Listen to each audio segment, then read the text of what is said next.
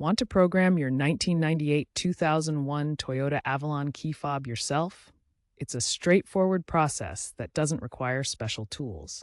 These models use a fixed code system, making DIY programming achievable.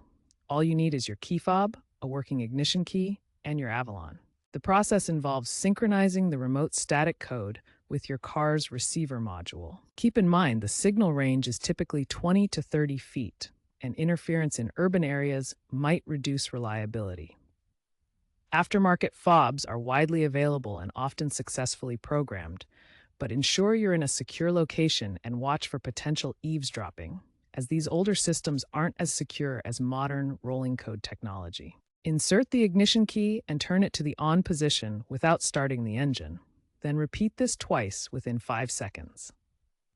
Cycle the key to the off position and remove it from the ignition. Press the lock and unlock buttons on the key fob at the same time for 1 to 2 seconds.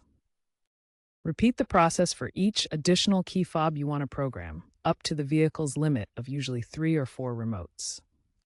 Test each programmed remote by using it to lock and unlock the vehicle's doors.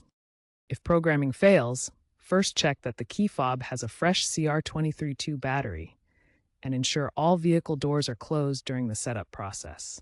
If problems continue, it could indicate an ECU fault requiring professional assistance. Remember, the entire programming sequence must be completed within 40 seconds.